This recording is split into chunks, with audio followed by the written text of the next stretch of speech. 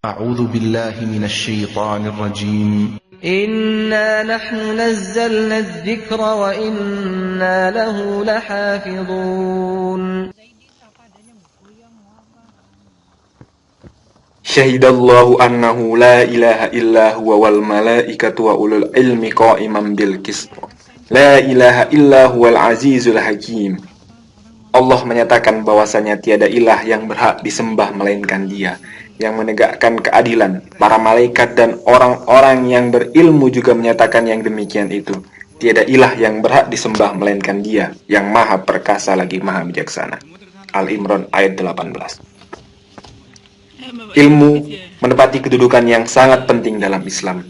Ajaran Islam sangat kental dengan nuansa-nuansa yang berkaitan dengan ilmu. Bahkan ia menjadi ciri yang sangat penting dari agama yang dibawa oleh Rasulullah Muhammad.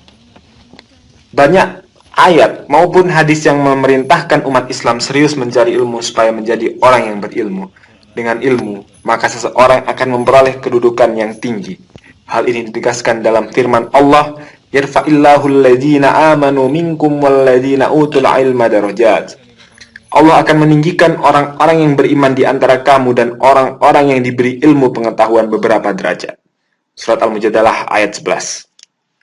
Ayat ini menunjukkan bahwa orang yang beriman dan berilmu akan memperoleh kedudukan yang tinggi di sisi Allah. Keimanan yang dimiliki seseorang akan menjadi pendorong untuk menuntut ilmu dengan serius sehingga ia menjadi orang yang alim.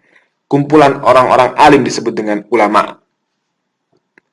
Menurut para ulama, surat Al-Imran di atas merupakan dalil tentang pentingnya kedudukan orang yang berilmu, yaitu para ulama. Syekh Abdurrahman As-Sa'di dalam tafsirnya menyatakan bahwa ayat tersebut menjelaskan tentang tingginya posisi para ulama di sisi Allah dan juga di hadapan masyarakat secara umum. Allah hanya menyebutkan mereka saja tanpa menyebutkan kelompok manusia lain.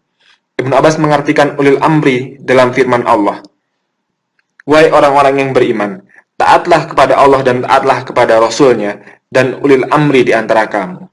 Surat An-Nisa ayat 59. Sedangkan Ibnu Katsir mengartikan ulil amri dengan ulama dan umara sebagai pemimpin. Hanya saja para ulama menjelaskan ketaatan kepada ulil amri tergantung kepada ketaatan mereka kepada Allah dan Rasul-Nya. Sedang orang yang paling mengetahui tentang perintah Allah dan Rasul-Nya adalah para ulama. Dengan demikian, ketaatan kepada para ulama didahulukan daripada ketaatan kepada umara.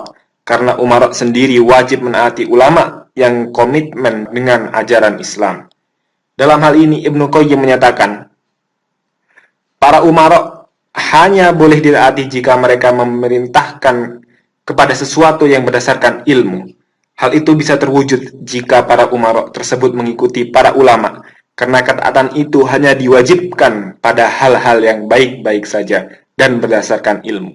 Oleh karenanya, kita menaati ulama karena mereka menaati Rasulullah SAW. Begitu juga kita menaati Umar karena mereka menaati para ulama.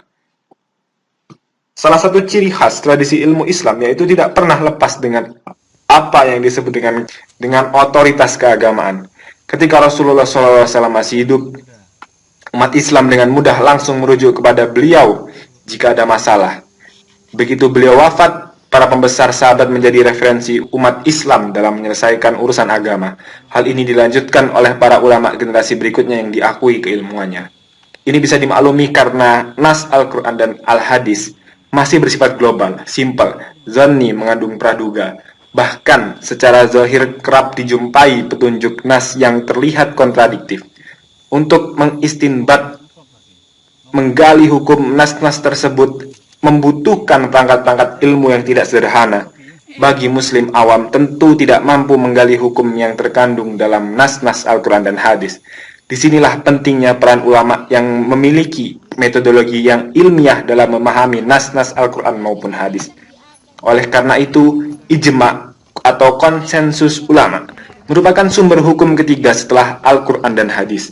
Rasulullah sudah menjamin bahwa para ulama tersebut tidak akan mungkin berkumpul dan menyepakati hal-hal yang bertentangan dengan syariat Islam.